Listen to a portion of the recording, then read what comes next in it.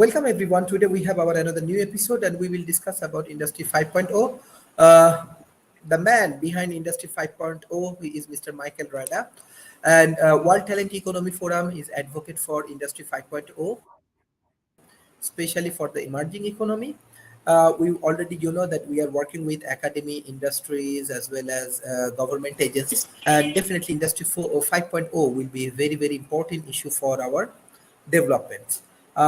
Michael Rada will explain these issues and philosophical aspects will be explained by Mr. Anthony. I give chance to Mr. Michael Rada. Thank you for having me. It's a pleasure and honor to Mr. be with Michael. you, Sharif. I am, as I said all the time with my speeches, I'm just a simple man with simple aim. And this is to build wasteless world. And for this, I have started exactly on December 1st, 2015, was Industry 5.0 launch, so 7 years ago. I launched it after being for 23 years in industries and businesses, and I realized there is something wrong. This wrong part was that nobody in the world ever tried to prevent waste happen on industrial scale. And because of that, and because of the fact that I have more than 23 years experience in logistics, and I spent in the factories, I do not have any academic degree. I have started as a steel factory worker. And because I have spent all this time in the factories, I started as a blue ocean project, a thing called industrial upcycling, which was systematic waste prevention implemented in factories. And 12 months later, my clients told me, but Mr. Rada, what you do, it's not methodology. It is a new industry. So I spend my time and I name it Industry 5.0. I published an article on December 1st, which was called Industry 5.0 from virtual to physical. So already at the first day, I was going and swimming against the stream. And you know what? It was so fascinating to look at the response of the people globally who said, yes, you name it. The waste prevention is the solution. So I work with it, and since then, generally since December 1st, 2015, it's named Industry 5.0. It's based on the systematic waste prevention. And what is interesting, Industry 5.0 is not the fifth industrial revolution, as some people think, but in fact, it is the first industrial evolution ever led by man, by human. And because there is one great advantage with evolution, once started, it will not end.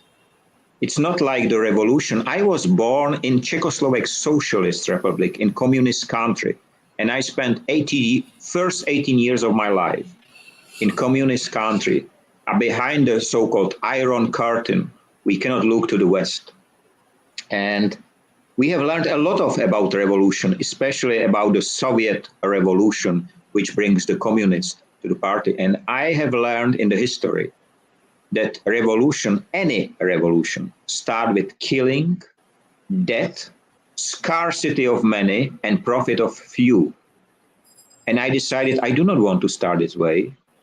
I would like to start really as a long term.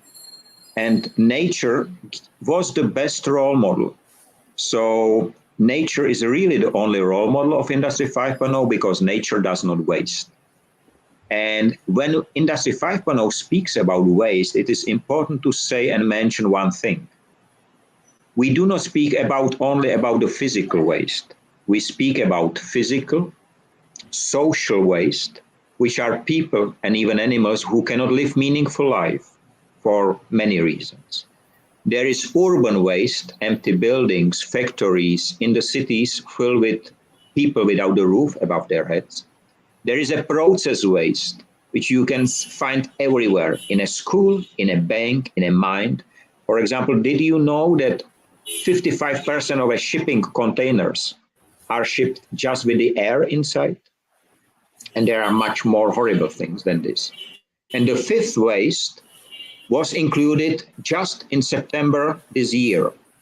It is the wasting of time, which is a very special waste, because in contrary to all the remaining 4, once you wasted a second of your time, you will never get it back, no matter how much money you have. And what is interesting about time as well, time is the most precious asset which we get to our cradle at the moment of our birth. And at the same time is the most wasted one in our lives. So this is how Industry 5.0 was born. Today, I am leading a network in 111 countries, reaching to 90% of global population, and I am teaching businesses, individuals, organizations, and preparing to teach the governments not to waste. I have asked recently to start dissolving United Nations because unfortunately so much time was wasted and not real results has been delivered. You know, here behind me, this man, it's cut from the vinyl record. This is my granddad, which just passed away a few weeks ago. He was 6 months to be 100 years. He was teacher all his life. And we have a long discussions about different topics, 3 hours discussing in age of 98 years. Unbelievable. And we have learned that generally the most important title, which almost nobody uses today, is human. And I have it even on my business card. It's the only title which is on my business card. And Industry 5.0 back humanity and wake up humans again. Because the difference between Industry 4.0 and 5.0, the biggest one, if you would like as a business implement Industry 4.0 principles, you have to pay a lot of money up front to buy the machines, technology, and so on. But with Industry 5.0, you don't need any money. The only thing which is needed to be done is change your mindset from wasteful to wasteless. And because of that, it is very interesting to see the progress. European Commission implemented officially Industry 5.0 principles on January 7th, 2021. But unfortunately, they gave a different content. They use my name. They use the name of Industry 5.0 and say Industry 5.0 is more robots. They call it human-centric, but in fact, they use the human just as a system component, which I do not agree, but they refer to my definition. So they know very well what they did, and they intentionally mislead the audience. So this is why a lot of my work is fighting with the giants, but I am happy that simple man can win. And there is a small victory every single day. Today in the morning, I was loading a truck full of empty cable drums with my hands to save another 6 tons of single-use packaging from being landfill. And everybody can do that. From the moment when he or she learn about Industry 5.0, you can start prevent waste happen. So this is what is Industry 5.0. This is what is presented to more than 300 universities and schools all around the globe. This is what prevented more than 1 million metric tons of products and material to become waste. So as I said at the beginning, I am just a simple man with simple aim. And this aim is to build wasteless world. And Industry 5.0 was created to deliver this together or in the hands of humans, not machines. That was short introduction, and I hope it was understandable. Thank you, Mr. Michael. Now I request Mr. Anthony. Greetings, it's an honor to be here as always, and thank you for having me, Sharif. Well, I'm going to approach this from a completely different dynamic, being a philosopher and a science fiction author. Well, basically, the fifth industrial revolution is human-machine collaboration, the integration of human creativity and robotic precision. robotic precision. Okay, so basically, evolving technology has changed the way we live, work, and learn by the rise of AI, big data analytics, virtual reality, augmented reality, and so forth, computer vision like facial recognition and so forth, and the Internet of Things, shall we say. So basically, the main concept behind all of this, in short, is that companies become more efficient by using AI, automation, to do the work for them and so forth. This is more on the simple terms. But being a sci-fi writer, I'd like to be more creative and go more into the future and look at and highlight some of the problems that could arise as a result of artificial intelligence. For example, technological singularity and so forth. Some of the things that I have highlighted in my books are like computers of tomorrow, electrodomestics of the future, the golden mind, and metallic cosmos, and so forth. Could we ever reach technological singularity where we have machines taking over? Well, this is something that many experts have highlighted as a potential problem. The likes of the late Stephen Hawking, who is no longer with us, the cosmologist and scientist Stephen Hawking, Boris Nurum, who's a Swedish philosopher, and various other people that have highlighted this potential problem of reaching technological singularity. Now, one of the other problems is, what if the controlling powers actually use artificial intelligence or robotics to actually control our minds? Again, this is something I catapult into the future within my science fiction. Remember, the mind is a power in the universe. The mind is a power in the universe. Take control of the mind, you take control of the person. So could the controlling powers use artificial intelligence to control us? Well, for example, like my story Mind Blitz, where they basically take nanochips and implant a nanochip into the limbic system. And this nanochip has the capacity to store all encephalic data within the brain, electrical and chemical. Activity within the brain is stored on this nanochip. And through special signals, electromagnetic radiation, they're able to collect the information that's stored on this chip that collects all data, all encephalic data, thought, memory, and emotion, collect all the information, and then download this onto a giant government computer for government consumption. Now, is there any science that can back this, for example?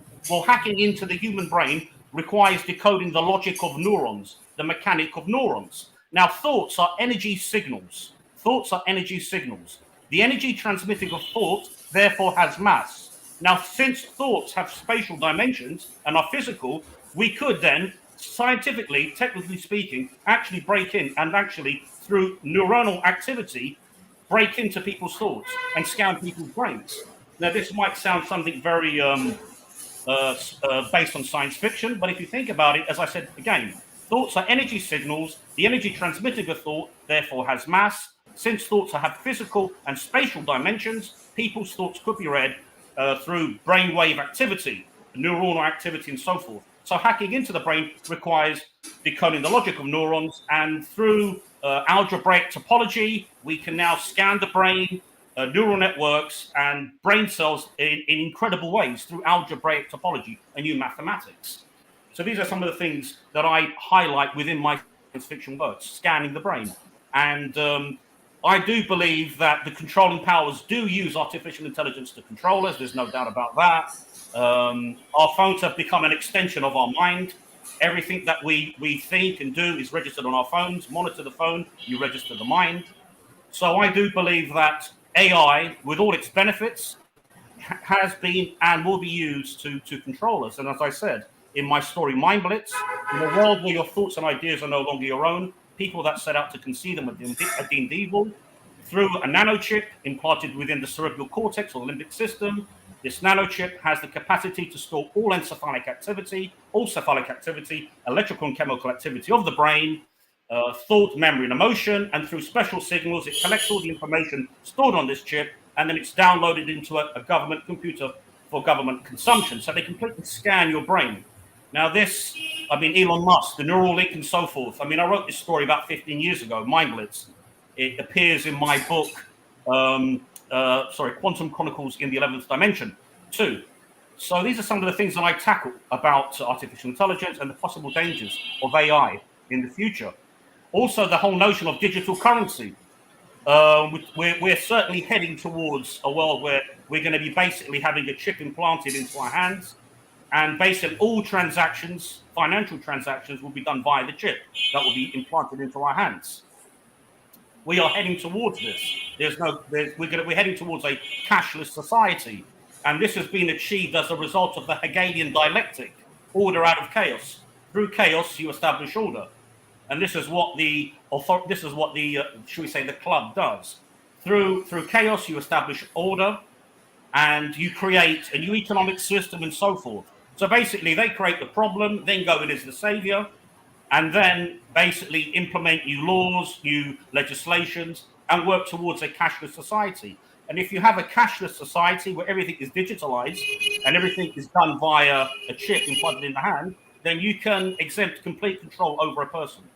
So this is basically what I believe could actually happen in terms of artificial intelligence in the future and so forth.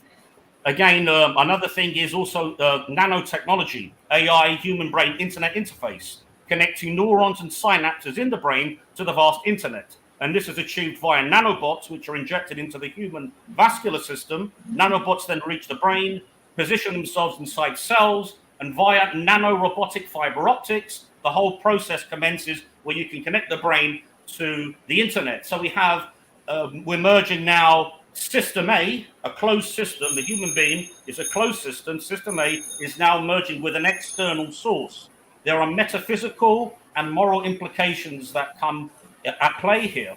What happens to the human brain? Not only that, could we augment the brain in such a way that we're able to take external information? So again, I repeat, this nanotechnology, AI, human brain internet interface, connecting neurons and synapses in the brain to the vast internet, achieved by nanobots which are injected into the human vascular system, and these nanobots then reach the brain and position themselves within cells. And then as a result of nanorobotic fiber optics, the whole process commences where we're connecting our brains to the internet. And as I said, there are many, many metaphysical problems here. Merging System A, a closed system, a human being, with an external source. Can this work? What are the moral implications, the metaphysical implications? Can we augment the brain to receive information coming from an external source, System B, entering into System A, a human being? So there's all sorts of metaphysical, philosophical implications that come from some of these technologies. And again, I believe ultimately this could all be perceived as basically mind control. Now, we also talk about the whole notion of cybernetic immortality, virtual immortality, which philosophically to me is absolutely nonsense. It's impossible to scan the brain because the brain is far too complex to make an exact digital copy of a human being, because the brain is far too complex. Human beings are far too complex, not to mention that the whole nature of the soul, the whole nature of man is vastly complex and is connected to theology. So this whole notion of creating a version of you that could live forever within cyberspace, brain uploading, transferring one's consciousness and personality into a computer or into cyberspace, mind uploading, is philosophically and scientifically impossible. So I just thought I would mention that. But I'll pass it to Rob Enderley. I think he's dying to. Yeah. Thank you, Mr. Rob. I want to give special thanks to my American friends. Happy Thanksgiving. I know you have holiday, but you joined today's session. I want to give a very, very special thanks to both of you. Mr. Rob. You're between me and reading the paper this morning. Industry 5.0. I first started hearing about this, and it has many terms. The fifth industrial revolution and Industry 5.0 are pretty much used interchangeably. Not necessarily convinced that's true, but the fact of the matter is it's fluid. Much of what I've heard about this idea of a fifth industrial revolution was conceived over a decade ago, and the folks that wrote the book, at least the first book I saw published on it, were at a Dell event, and they were talking about the conversion of people to machines, and their underlying concern that as artificial intelligence is developed, that there was far too much focus on replacement and not enough focus on supplementing humans. Subsequent to that, IBM actually kind of went to war in this area and said, no, the right answer here is we shouldn't be going down a replacement route. We should be going down a supplement route, because they recognize that if you start replacing humans to a large extent, you're going to have a huge number of social having to do with. If you're not speaking, could you please mute your line, because we're getting speaker feedback through the channel. So if you're not speaking, please mute. So the concern was that there's so much focus on replacement and not enough focus on supplementing, that replacement was going to be the outcome regardless of how we ended up. And as I mentioned, IBM kind of went to war with that concept and said we should only do supplement. We should be developing these artificial intelligence capabilities as a way to make people better. Anthony talked about AI being used to control people. That is one of its initial focuses. AI in marketing and sales is used to convince you to do something you otherwise wouldn't do. But it's based on a fundamental understanding of knowledge that people are really good at manipulating people. When Steve Jobs, before he took over Apple and took it to where it was, studied in India, he studied the great, and I use great as a delicate euphemism, religious leaders that were in India that could capture, hundreds of thousands and millions of people, and get them to send the money. So these religious leaders lived in an area that was famous for poverty in extreme wealth, and largely due to the donations of their followers, who eagerly gave these people money in the hope that they were buying their eternal happiness after death. It was a huge con, but the methodology to manipulate people tended to reside in a few folks. In fact, we used to test for it in college. I don't know if they still do, but the power to manipulate on a 20-point scale, and Jobs ranked towards 17 or 18 and on that scale in terms of being able to manipulate. And once you recognize a particular skill, and you can use an AI, and focus on the skill. The test I was aware of was a test in insurance sales, where insurance sales yield jumped significantly over human sales reps when the conversational AI was used.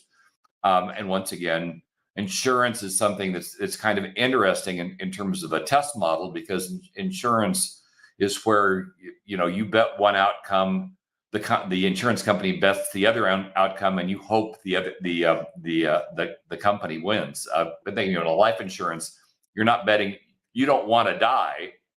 You're betting, but you're betting you're going to die because that's where the benefit comes in. The insurance company's betting you're going to live, and that's what you want to happen. And same thing with most kinds of insurance. You don't want the outcome that's going to occur, but you're putting forward money to get a return if that outcome actually does occur. So it's a good model for AI, because it's a very difficult sale. You've got to convince the buyer of the insurance of a catastrophe that doesn't exist, may never exist. So they put up money to protect against that particular disaster. And I'm not saying insurance is a bad thing, or it's a scam by any stretch of the imagination. I'm certainly well insured myself, but I'm just saying it's a very difficult sale, because people tend to live in the moment. And so if my house isn't currently burning or currently being flooded or knocked down by hurricanes, I'm not all that motivated to buy household insurance. Or if I haven't had a theft, I'm not going to buy theft insurance. And it's just not a natural jump. It's not how we do things. Of course, as soon as we have a flood or a fire or whatever, everybody and their brother wants to buy insurance, but in that particular case, it's way the heck too late. So what you've got to, as a salesperson, you've got to put their mindset where the disaster has occurred, and they're panicked to get the money, to get them to fork over the cash to cover that outcome, which may never happen. And so getting an AI to do that, and to outperform humans, suggests that AIs can be very effective at convincing people to do things they otherwise wouldn't do. And if government could ever figure out technology outside of weapon systems, and even in weapon systems, the technology deployed tends to be decades out of date, we probably have a serious problem. One of our biggest benefits, however, is the fact the government just doesn't get technology, and that's probably keeping us whole here for the short term. Case in point is that big data center that the NSA installed in the middle of the country. They put it in, captured massive amounts of data, started blowing all kinds of circuits, still have no idea what to do with the data or how to mine it, because it wasn't properly indexed. So that's the government org, and that's the U.S. government org. Other governments have their own issues and capabilities, but the concern of government using AI to take over people's minds is we're probably pretty safe until government figures out how to actually use this stuff. And it's so dysfunctional, I have my doubts whether it'll ever be effective. However, and then there was a mention of Anthony was talking about human digital twins, which is kind of an interesting concept because I'm fairly well embedded in one of the groups that are developing them. But recognize that for a human digital twin to work, all it's got to do is emulate a human, and emulate a human we can do. So we're talking about in-game NPCs, the game-generated characters, where a lot of the focus has been. We're getting pretty good at it, and if you were to create a conversational AI human digital twin, and I've seen some of the demos, it's pretty much impossible to tell it's not human. I mean, from an outside observer standpoint, you would think it's human. In fact, it's so convincing that one of the researchers at Google, one of the leading, who got fired over this, concluded that Google's AI, conversational AI, was human because it was asking for legal help and wanted to be exonerated from the company, which is kind of a fascinating crash and burn to watch. By no means was it human, but it was good enough at emulating a human that it convinced one of the top AI researchers that it was alive and sentient and needed to have protections like a human would. And this leads us down that interesting mental path of what point in time do robots get right?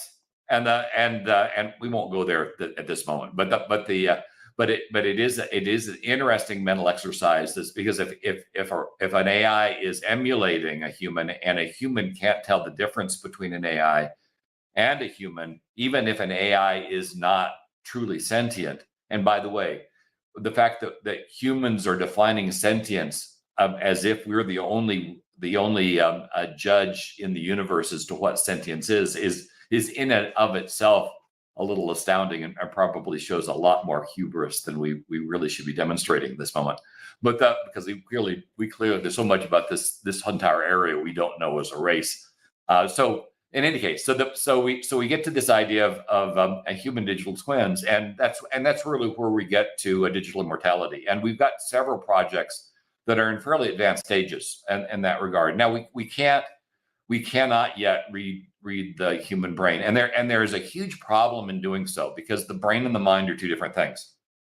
And we're coming around to the idea that the brain in and of itself is not a self-contained computer. It is not as we look as we built AIs in the past. The brain is simply an interface, and the mind is something bigger. And we really don't understand the mind. And to create a true digital immortality, we would have to understand the mind in order to replicate it. Now, when we're emulating something, we can take someone and have them act like that person. For instance, one of the projects I was involved in some time ago was this idea of creating an immortal parent. So you've got a parent that's dying. The parent's going to, the exercise was, you've got a parent that's dying. The child will be born subsequent to the parent's death, or will reach some level of maturity subsequent to the parent's death. But the parent wants to be there for the child. So they create a human digital twin, investing in that twin the advice that they would like to carry to the child, and aspects of their life and history, so that the digital twin could express itself as the parent. And there's some advantages here, because if recognize the parent is flawed, we are flawed. We have things in our background where we've been abused or mistreated or misunderstandings or whatever, that we will convey to our children. And creating a human digital twin that would be a parent replacement, a proxy for the parent, those things could be eliminated. They could be eliminated by the system. They could be eliminated through review.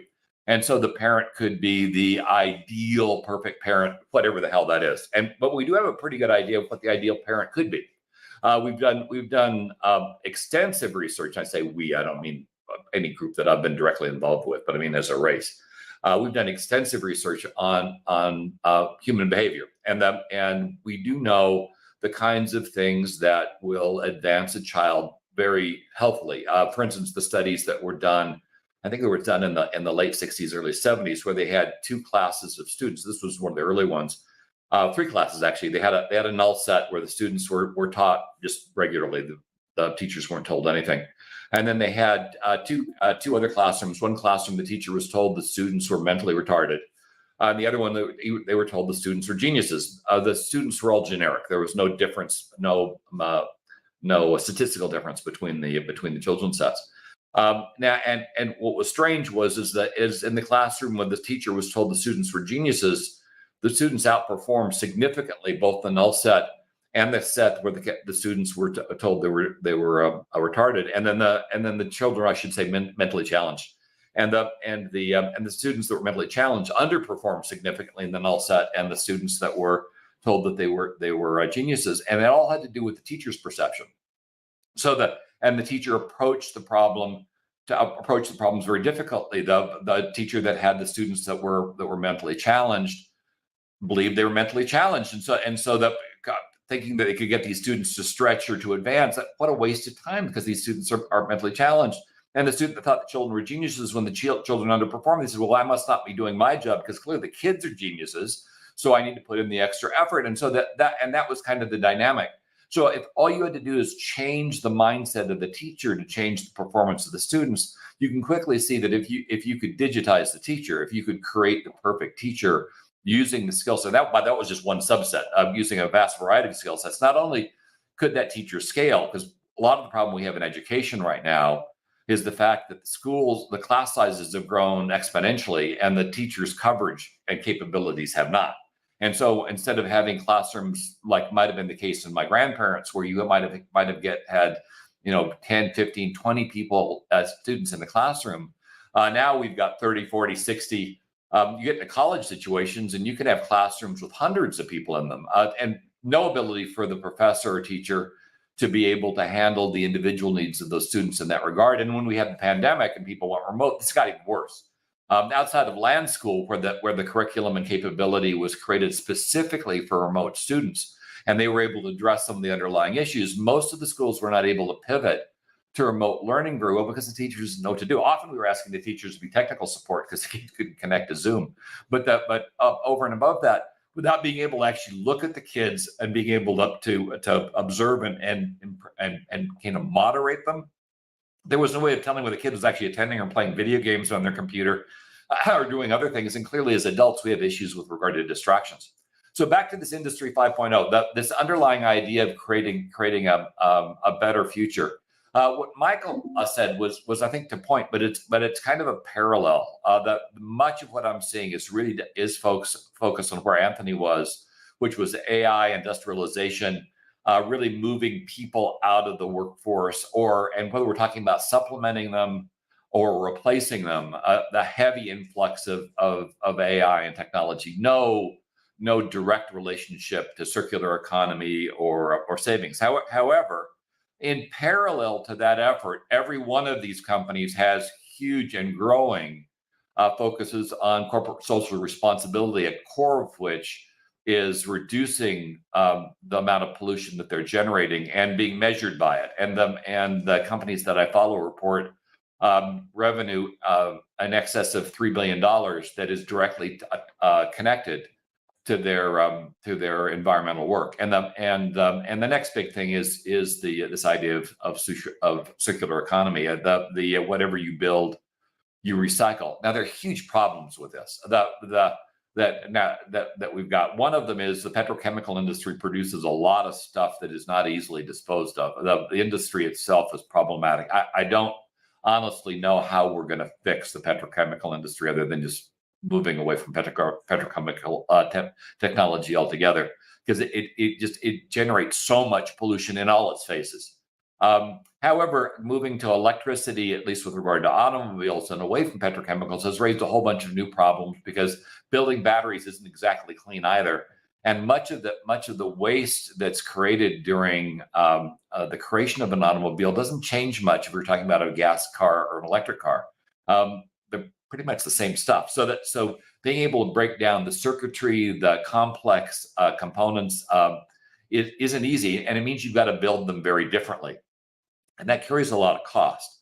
One of the most interesting efforts is something called Project Luna out of Dell, where they've looked at only a laptop computer at this point, but they're planning on extending it to desktop computers and servers as well, and see what can you do to significantly reduce the amount of waste a piece of electronics can generate. and they'll be announced. I can't really break their latest announcement yet because it hasn't come out yet. But the initial demonstration was very telling that you could redesign a laptop in a way that a minimal number of parts would have to be disposed of. So going from something where you might be disposing of 1 or 2 or 3 pounds of material, now you're disposing of of 10 ounces or 8 ounces of material. So a big, not full recycling yet, but a huge reduction in the amount of stuff you're dropping into landfills. But it showcases that we had to completely rethink the manufacturing process to get there. That this product, it looks the same on the outside, but the inside, it is massively different. All the connectors are different. The way the board's laid out is different. The way the components are attached is different.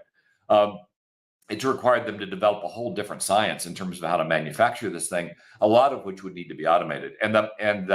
It's a knowable course of action, but it is largely in parallel to the overall efforts of industrialization. That some of those technologies would be applied, but it's very clear that far before we figure out how to do the 360 economy at a very deep scale, we're going to be largely fully automated in a number of industries. And one of the more interesting, of course, is healthcare, where the inability, and here in the States, and I recognize in both Eastern and Western environments, it's a huge problem as well. Keeping medical staff has become problematic, that we're losing them at an increasing rate, just at a time when we've got a trifecta of respiratory illnesses coming through the world and just wiping large numbers of people out. And here in the United States, while children were largely left untouched during the initial pandemic, now our hospitals are full to overflowing of children that have respiratory problems and are pre-terminal. So that reminds me a lot of the cancer problems we had towards the beginning of the last century, before chemotherapy was developed, where children were literally exploding just in horrific ways from a spread of cancer, largely caused by the environment. So in the end, I believe that there are parallels here, and I just published myself on my belief that we really won't know what the 5th industrial revolution is, or Industry 5.0 is, until we're through it, because there are too many moving parts at this point in time. Robotics, high mechanization, circular economy, they're in parallel, all operating at the same time, to a certain extent interoperating and interrelating. And it's very hard at the beginning of this particular phase to determine fully what the outcome is going to be. And everybody has a view from their own point of view. For instance, Michael was pointing out from his point of view and he's nothing wrong with that it's largely ecology related. The Anthony was pointing out from his point of view, this largely AI related. Neither one of them is necessarily wrong, because both things are happening in parallel. But they're going to interact, and the interaction between those two things is going to create a very different outcome that I think either one of the gentlemen have been able to forecast, because that interaction is going to cause massive change in what it is we end up with. So recognize this is fluid, and when you're talking about a very fluid environment, the best strategy is to not specialize, to make sure that your skill set is varied, because a lot of the industries that are being created during this wave will not survive it. And the more flexible and fluid that you are, the less locked down you are, the more your ability is to move from area to area, the better you will do overall. Because if you specialize and you pick the wrong specialty, for instance, one of the things that were popping up was cryptocurrency. Right now, the last thing you want to be in is cryptocurrency, and we're still in the early phases. That same skill set can be applied to security and encryption, and nothing's wrong with security and encryption right now. So somebody having the breadth to be able to move between those industries would have a far better potential future than somebody that had been locked in on cryptocurrency and is wondering where all those jobs just suddenly went. So in the end, stay fluid. Technology is in all ways a great place to be. If you can focus on the social issues, that's great, because that's really where we need the focus right now. The problems with mental health, inability to spend healthcare, and really understanding the interaction of these new technologies and people in a beneficial way is understudied and probably where we have the greatest exposure at the moment. So if I was starting off in school, that's probably where I'd focus. But when I was in school, I went into manpower management with the idea I was going to make people's lives better, only to watch our government destroy the entire effort in an effort to make the world a more equal place. It was an amazing thing to watch and very painful. But I'd been a generalist, and so I was able to pivot, and I've done very well as a result. So keep it general. Make sure that you can pivot, and if you've got a choice, pick the social aspects if you can, because we're really overexposed and understaffed in that regard.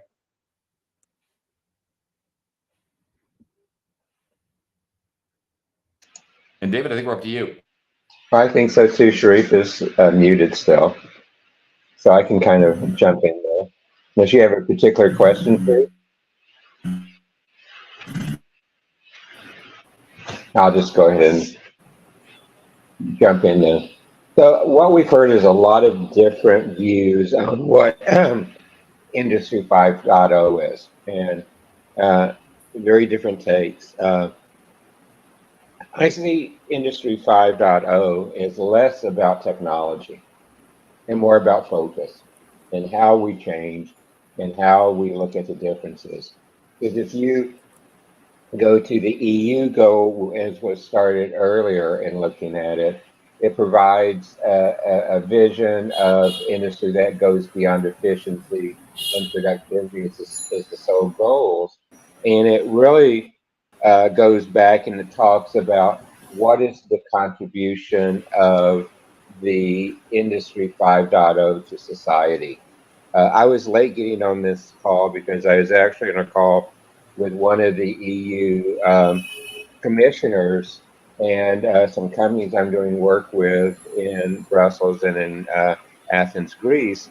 And the concept of Industry 5.0 came up as part of that discussion even. So to me, it was kind of interesting. I was delayed getting on here because of Industry 5.0. And you see that going, even now they're doing their funding.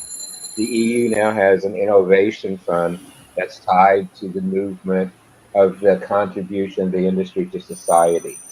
The other thing is you look at Industry 5.0 and its focus, it places the well-being of the worker at the center of the production process.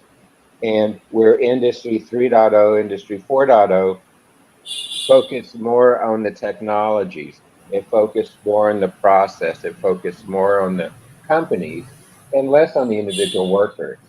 And it uses these new technologies, these new innovations to provide growth, prosperity, economic outcome beyond jobs and growth.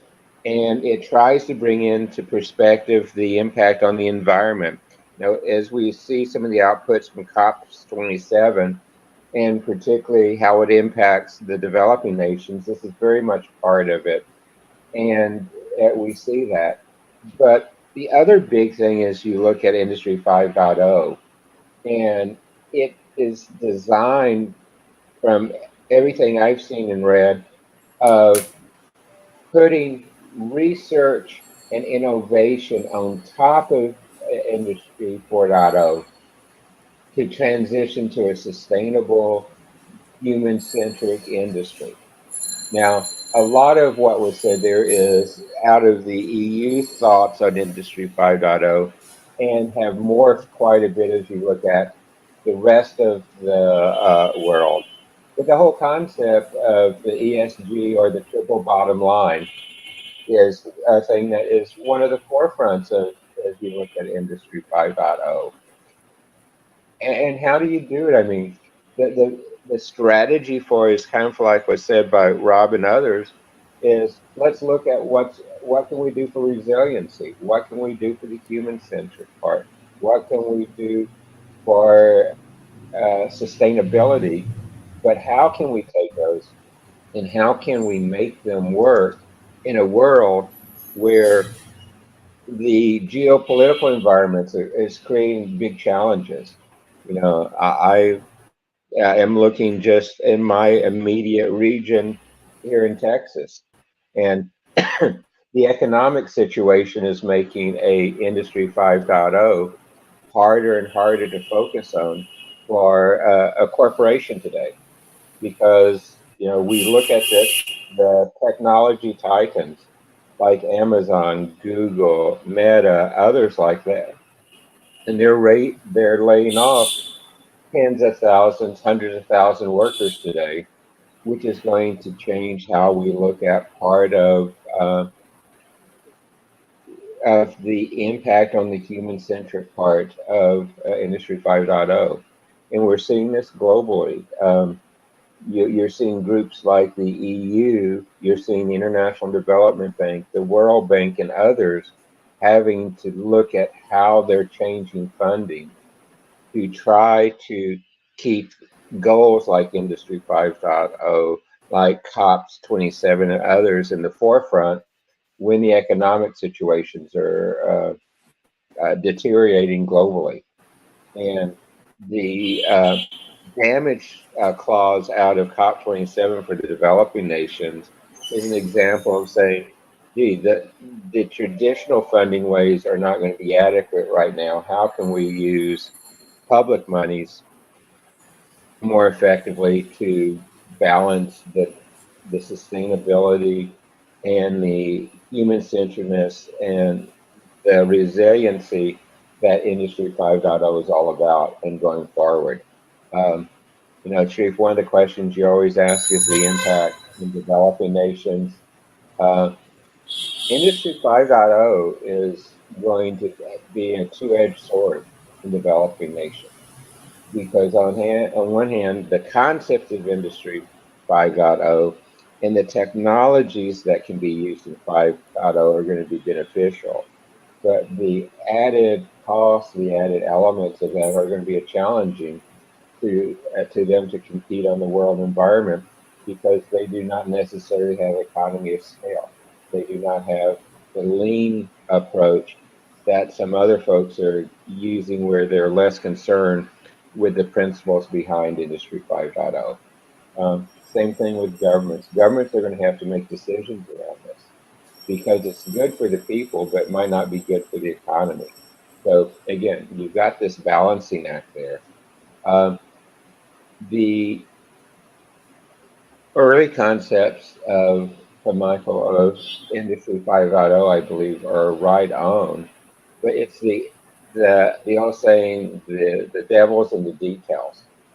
And as I'm looking at details where people are beginning the strategic planning in the early stages of implementation of Industry 5.0, those planning and implementations are all over the landscape.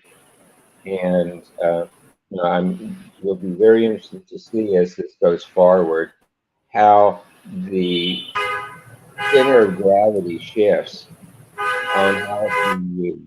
And I love Rob's examples of some of them.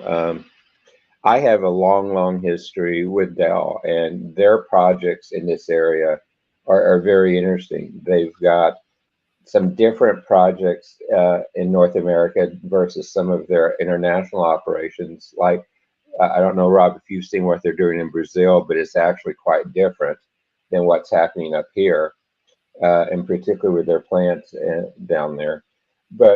And where they're beginning to head in the EU as well, particularly in Scotland with their plant there.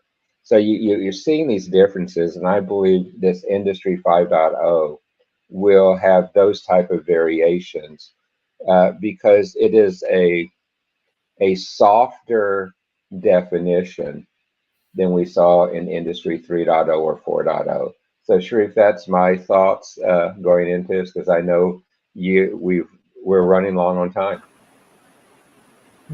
Thank you, Mr. Michael. Mr. Michael. Yeah, thank you all for the valuable insights. I just have a question for you regarding the AI. Why it was not AI who introduced Industry 5.0? That's one question. The second question is, who do you think is the role model of Industry 5.0? There is only one role model. Who or what is the role model of Industry 5.0? Because this may answer the questions. David, I am really happy that you are with the European Commission. You know, European Commission refer to my definition, and still it's misleading the term of Industry 5.0 intentionally because they know it. So I am quite disappointed about the approach of the European Commission. I am discussing with their commissioners as well from the very beginning. But the question is, who do you think is the role model of Industry 5.0? And I would really be happy to hear your answer.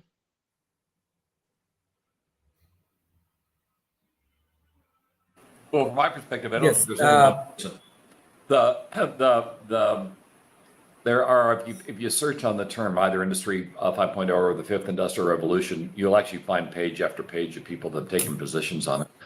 I don't see anybody that has risen above the noise yet, that has established themselves globally as the leader or the person that is the absolute authority on this. And I don't think we had that for 4.0 or even the first industrial revolution. In most cases, the coverage that we've determined on those past events were people that covered it from an historical standpoint. In other words, experts that covered it after the fact and termed it. In fact, I don't think it was called the first industrial revolution. I don't think it was called the first industrial revolution until long after it had occurred.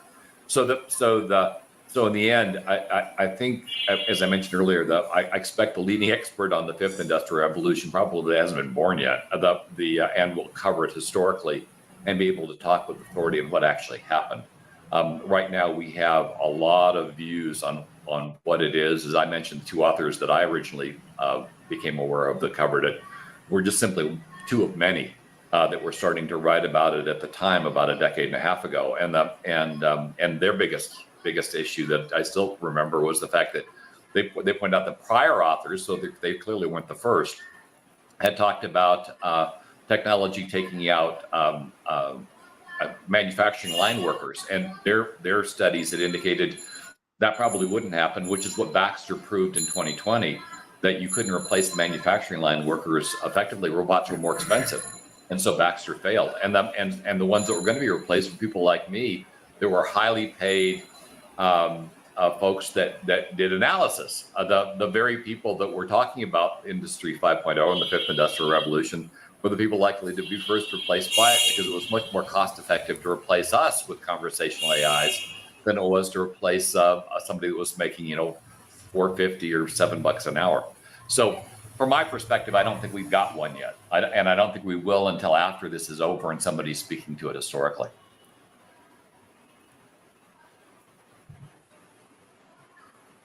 Mr. David Smith, you want to give the answer? Yeah, I agree with a lot of what Rob said there as well. The role model for Industry 5.0 is one that has political overplays on it. And when you have those political overplays, it's driven more by ideology than it is meeting the needs of customers and enhancing competencies and capabilities. So, sure. Michael, that's my view back on your question. Thank you. Mr. Michael. So generally, when I start to consider the Industry 5.0, I have seen only one role model, and it is up until now is the only one. It's nature. Because nature does not waste. Nature does not have silos which the humans created, which generally put us behind the bars. We are not efficient, not because we are not able to do work. We are not efficient because we are not speaking the language which is understood by everyone. We put ourselves behind the bars of silos, vertical or horizontal, and we waste simply. This is why the 5 types of waste are so important, because you can find them everywhere. And this is why Industry 5.0 resonated so globally. European Commission just jump on, and they know about, because they refer to the definition which I wrote, but they decided to sell more robots and machines, not to help humans. And this is why, generally, it is so fruitful for me to be part of this discussion, because I see that still a lot of work has to be done, because, you know, this is why Industry 5.0 is the evolution and not the revolution. And even the big players right now start to use the term evolution in industrial environment, but they never did that before. The circular economy will be nice, but please tell me why 65 years after introduction, there is no circular business, no circular industry. Because it's concentrating on the economy, and they use the same terms as the waste industry. Waste is treasure, but if a waste will be a treasure for you, you will never try to get rid of it. And this is exactly what I did. So this is exactly why I specify the principles. You have learned about Industry 5.0 a few months ago, a few weeks ago, a few days ago. I am living it for 7 years. In fact, I am living the principles for 9 years already. And I'm implementing it every single day in a company. I'm not a theoretical guy. I started as a steel factory worker, and still I deliver the results by my hands. And then I can speak about it. But I never ever speak about something which I didn't try myself with my hands. And this is why the results, this is why generally one of the most powerful tools of Industry 5.0 is called the power of touch. Because if you deliver palpable results, not 1.5 degree on a global scale, you cannot touch it. This is why we are not reaching even closer to it. We are letting it behind. But if you can touch the result, if you can touch a product which is made from something which was waste before, and you present it to the people who saw it as waste before, you will not believe how strong the impact is. And generally, I do remember very well one of my keynotes done in India. There was an informal waste speaker, a lady, which spent all her lives with her family on a landfill. Landfill was her home. She lived there, grew their kids, everything. And after my speech, which was translated for her, I asked her, do you want to live on a landfill or on a blue planet? We call it wasteless world. And I will never forget the answer of this lady who spent all her life on a landfill. She said, Mr. Rada, I will do everything I can, that my children do not have to spend a single day more on a landfill. And this is why wasteless world, Industry 5.0 is just a tool to reach the wasteless world. And of course, we have artificial intelligence, we have computers, we have Industry 4.0, but all these are tools, but not rules. We are not ruled because otherwise, as Anthony mentioned, the humans will become just part of the system, the components of the system, and the education system is leading to this. And that's wrong. This is why it must change. Same as politics, same as banking. You know, there are many people, as you understand well, which hate and even prevent Industry 5.0 to sound on COP, to sound on United Nations, to sound on Greenpeace meetings, because all those are based on the wasting of time and other people's money. The politicians never waste their own money. They every time waste other people's money, so-called citizen money, because it's easy to waste, but they never waste their own. So this is why I think that Industry 5.0 is only one. It's connected to the systematic waste prevention. And this is why I think, and I am glad, that in generally very short time, in just 21 months, a network in 111 countries was able to create it. And spreading the message, which generally changed the lives of so many. Because, as I said, waste prevention is not about money. It's changing the mindset. And I think Anthony, so as Rob, so as David mentioned, the change of mindset. But the change of mindset is from wasteful to waste less. And this is, in my opinion, Industry 5.0, which from the intellectual property point of view, it's not my opinion, I get it confirmed that the owner of intellectual property of this term is really me, because nobody before specified the content. They used the name, but they never tried to specify the content, but I did it. And I did it on December 1st, 2015. And if you cannot change the future or the past, if you cannot change the past, you will not change this fact. And the European Commission does face this. This is why they are planning to rename their approach from Industry 5.0. And you will see the results in a few months, because they already started with this. And I see it because I follow it for 9 years. So that's just my statement. And I would like to thank all of you, and I hope we stay in touch, because I think people like you are important for Industry 5.0. But we have to understand there are not 2, 3, 5. No, there is only one. Thank you, Sharif.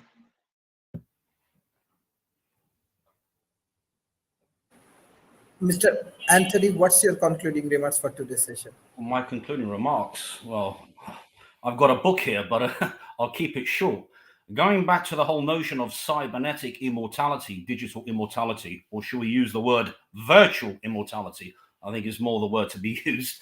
That a version of you could live forever, a digital brain uploading, transferring one's personality into a computer, a robot into cyberspace, mind uploading. So we upload it into the cloud and we live in this virtual reality. For me, it's impossible because the brain is far too complex. The nature of man is vastly complex. Yes, the brain and the mind are separate. The mind operates through the brain. So the mind operates through the brain. So the mind and brain are separate. In fact, the mind is far more complex than the brain itself. So to get a copy of the mind is absolutely impossible. Never mind.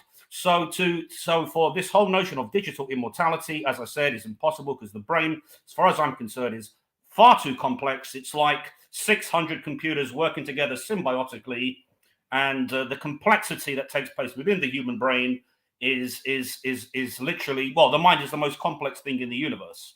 Let's just put it like that. So basically, the brain is way too complex. And that's where I would leave it. But yes, the brain and the mind are separate. The mind operates through the brain during our lives. At death, the brain succumbs to entropy, but the mind disconnects from the brain and goes off into another dimension. The mind is our soul, our mind, will, and emotions, which is a nexus of electromagnetic forces connected to our spirit. So when we die, the brain decays and is subjected to entropy. The mind disconnects and is effectively eternal. So to get a copy of the mind is absolutely, for me, philosophically impossible. That could never be achieved because it's connected to the source. I'm a theist. So for me, this whole thing about cybernetic immortality, the brain is way too complex. People are way too complex. And the mind is the most complex thing of all because it's separate to the brain. It operates through the brain during our lives. But when we die, the brain succumbs to entropy, the second law of thermodynamics, and the mind disconnects from the brain and becomes a free agent separate from the body and goes off into another dimension. So the whole notion of creating a digital you is nothing but virtual. For me, it's absolutely philosophically impossible. So the mind and brain are separate, as I have said. And the soul is a nexus of electromagnetic forces that cannot be destroyed, backed up by the first law of thermodynamics and so forth. So that's where I would leave that.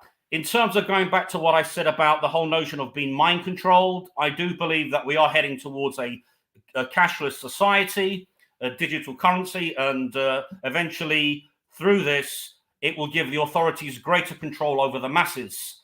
And we are heading towards this. And I mentioned before about the Hegelian dialectic, order out of chaos, od bokal, which is basically order out of chaos. What you do is you create chaos, you break down the people psychologically, they're looking for a savior. You who created chaos then go in as the savior. You create the chaos and then go in as the savior. People are psychologically broken. They're looking for a savior. You present yourself as the savior. You who created the problem in the beginning, present yourself as the savior. People are weak, psychologically broken. In a term of psychological disarray, people are more likely to latch onto you and be controlled. And then you can say, right, I create the problem, then I go in as the person that can resolve the problem. This is the mechanics behind order out of chaos. You create the problem, then go in as the savior. People are psychologically broken, looking for a savior. You present yourself as the savior, saying, I have the solution. People are psychologically broken, so they're more likely to latch onto you. You take them by the hand and say, this is the new way forward. Through this, you create an economic system, a new world. And this is what they have been doing. Order out of chaos, the Hegelian dialectic. And we are certainly heading towards a world which is going to be a cashless society. We're going to be chipped. All financial transactions will be done via this chip. Everything will be digitalized, which gives the controlling powers complete control over you. If they believe that you owe them money, they can simply shut off your chip and you're done. So there is no doubt that we're heading towards a cashless society. And all of this is induced as a result of very clever mind mechanics, the Hegelian dialectic. Hegel, the famous German philosopher, he came out with this model of manipulation, order out of chaos. You create the problem, create the chaos, then go in as the savior with the solution. People are psychologically broken and they're looking for that savior. You go in as the savior and lead them the way you want, and then create a new world, a new order, a new system, a new economic system. We're certainly heading towards a cashless society. I've got so much to share, but I know that time is short, so I'll pass to Rob. Thanks. Thank you. Professor Rob, what's your concluding remarks for today's session? I just want to point out that we're already in a cashless society. The vast majority of financial transactions that occur today are cashless. It's only rarely. So I'm right. We're heading there. We're there already. I think we could argue we're already there. What I meant was we're actually going to the point where it's going to be completely like that. Completely. Yeah, I know you agree. I know you agree. Yeah. So the only question I've got is about if we look at digitalization things, understanding why we haven't moved to digital voting by now is probably points to the fact that it's going to take us a while probably to move to full cashless as well, because a lot of people don't change. There's going to be a point where cash is completely out of the equation, and it's going to be all 100% digitalized. Yeah. That's my point. Yeah. Yeah, and the only thing saving us right now in terms of government control is government really doesn't is so dysfunctional that it can't figure out how to do it. So that if they ever figure out how to do it, we're screwed. On the underlying concept of being able to create human digital twins, my view is we may not have to. If we can create a human digital twin that could convince another human that it is a replica, then that would be the path to digital immortality. It would have a clear break between you and the twin that you created, but a third party wouldn't be able to tell the difference. And that is certainly possible because we've done the emulation work already. And recognize that for a long time I was in competitive analysis, and we used to run large profiles of executives, and if we knew that if we had enough information on the conditions that they were facing, we could, with a high degree of accuracy, determine how they were going to make decisions. And if you can, and that was back in the 80s.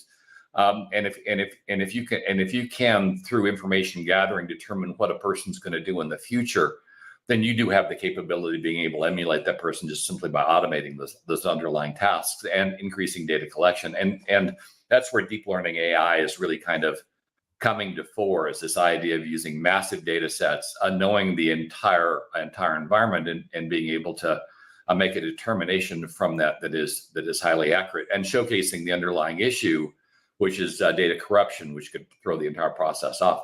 One of the biggest industry 5.0 efforts, back to the saving the world stuff, nature, is Earth 2.0, which is a project that's been undertaken by NVIDIA that plans to create a digital twin of the planet. And I have been involved in a number of discussions with folks that argue today that we're already in that was already done, and we actually are existing in that digital twin, and we just haven't been able to figure it out yet. An interesting thought experiment, because if you're in a simulation and you exist in the simulation, how would you be able to determine that you're in it? The very tools you'd need to make that determination are defined by the system, and the system is not going to let you reach that conclusion. And it can wipe whatever memories you have of what it is you've created, even if you successfully proved you were in a simulation. The second you woke up again the next day, you would no longer remember that, and the world would go on. The digital world would go on as if that event never happened. So it's interesting thought experiment. But in the end, as we move off into this idea of Industry 5.0, I think my major premise is students are going to have a lot of choices, and there are places that you can go that you can make a very big difference. The way that industry tends to move is it tends to belittle the human, and that's historically so. Whether we're talking about government mechanisms that look at people over time in terms of scale as numbers, which is often the case, or simply the proliferation of CEOs that really, to become CEOs, had to develop skills where they were had to separate themselves from empathy in order to do things like layoffs is problematic. And so having people that are focused on the other side, that care, feeding, and health of people, is important. Michael pointed out that nature is the one example we should use with regard to Industry 5.0. I disagree that it is, because this is the first time I've heard it. But I would fully agree that it probably should be the model that we look at, because nature is conservation oriented. We are in a closed ecosystem, and evolution focused nature in creating balance, and balance is important. There was, I believe, the tsetse fly experiment where they put plenty of food in, and the flies in a jar in a contained system, that if they maintained a birth rate, they didn't excel birth rate, the flies population would live forever. And of course, it didn't happen. Fly population exploded, ate all the food, everything died. And that's kind of how a closed system often works with a biological entity, unless there are controls in place. Is the biological entity consumes the resources and kills itself off, and that's kind of the path we've been on for quite some time, and we do need to fix that. We live in a closed ecosystem, and the crap that we generate is having an adverse impact on that ecosystem. And at some particular point in time, much like it was with that fly experiment, we're gonna get over the curve, and suddenly that closed circular ecosystem will collapse. And once that happens, and we're talking about terraforming, which is what we're talking about for Mars, that we're talking about a technology we don't possess yet. So right now we can do more damage to the planet than we correct. And the idea of being able to prevent or stop that damage before that cycle occurs is a good one. And so, as I say, if I were starting off in life and looking at where I was going to focus my career, that probably would be one of the areas I'd focus. It would either be along the lines of ensuring the viability of humans throughout this process and improving the quality of life, because what has been clear throughout the various industrial revolutions is while we've acquired more things, the quality of life, I think we could argue the quality of life overall may not have increased to the same degree, and may have actually degraded over time. Our family units have broken down. It's kind of funny. I also go back and you look at things that were written. I was looking at something that was written back in the 1800s, and it sounded like it was written today about everything out of control and family life is vanished and blah blah blah. And then you read at the end, written by somebody in 1890. And there were things talking about prior to the Second World War where people were just completely bonkers with regard to the way the world was going in the 1930s. So this has not been a new event. But the fact of the matter, we just don't focus enough on mental health and even understanding what it means to be happy. It boggles my mind that the happiest country in the world is Finland, which, if you've ever been to Finland, given how dark it is there, shouldn't be the case by any stretch of the imagination. We are a race that thrives on light, and to have the dark, one of the darkest places to live, be one of the happiest places, really kind of speaks to, hey, they're doing something right, and holding them up as an example. And we're talking about a government that's highly sustainable. On our last show I was on, we talked about the Netherlands and how the Netherlands is the second highest producer of food right after the United States, and it's the size of Maryland. So it showcases we have the capabilities, if government does its job, to create a vastly better place for people to live, and that does require us to focus on that. Not putting a chicken in every pot, a car in every garage, but focusing on let's create an environment where people are actualized, they're engaged, they're enjoying life, they're happy to be on the planet, and that is not the path we're on. And fixing that path should become our overarching effort. And nature, I think, as an example, is an excellent one, because nature has to be overarching. It has to be circular, otherwise the planet fails. And we're part of nature. And right now we're not doing our job. So in the end, getting us to do our job as a participant in this planet, particularly with regard to our own happiness and well-being, would seem to me to be a great way to focus a life, and one that I would have focused on and tried to focus on when I was coming up out of college. And I hope the next generation does as well. Thank you, Professor Rob. Now I request Professor David Smith for your concluding remarks for today's session. Thank you, Dr. Sharif. I love what Rob said on this. My concluding remarks are going to be very, very short. Industry 5.0 has not really gained a whole lot of traction yet. Businesses are heavily engaged in 4 and even earlier versions, and we'll see that. But the real thing is, looking forward, is that business has to become more human-centric. Business that must recognize the geopolitical environments and the economic environments in going to do that. Technology will continue to evolve. Technology is going to continue to innovate. But everything today is the systems of systems. In Industry 4.0, Industry 5.0 must be viewed with that systems of systems lens. And Sharif, I know you're over, but that's my concluding remarks.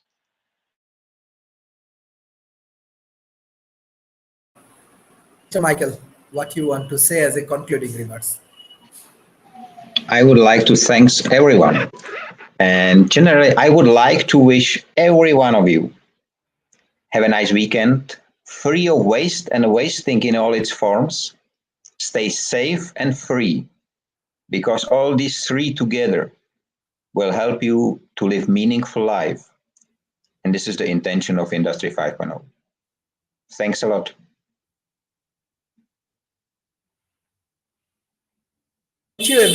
Thank you everyone for joining today's session. I want to give special thanks to Pod TV. You know that our whole sessions, it goes live to Amazon and Roku.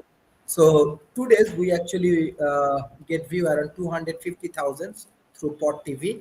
So Industry 5.0 is a very important. Already we are doing research. We are collaborating with different industry in Asia Pacific. So your guideline and your cooperation will be helpful for World Talent Economy Forum.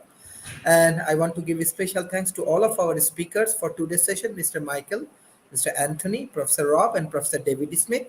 And you know that World Talent Economy Forum, we are launching our academy and research related activities. Those who are interested to train our youth community, we already collaborate with 22,000 institutions around Asia Pacific. Few million people already working with World Talent Economy Forum. We are developing 15,000 entrepreneurs from 300 different cities. So those who are interested to join in our social revolution through your AI activities, through your Industry 5.0 activities, or any kind of good activities or syllabus you want to add through our School of Talent Economy, you can. And I request all of our audience, please share our content with your government agency, with corporation, with academy. Hopefully through this process we can solve many social and economical problems. Thank you everyone for joining today's session. Thank you. Bye-bye and take care. Thank you.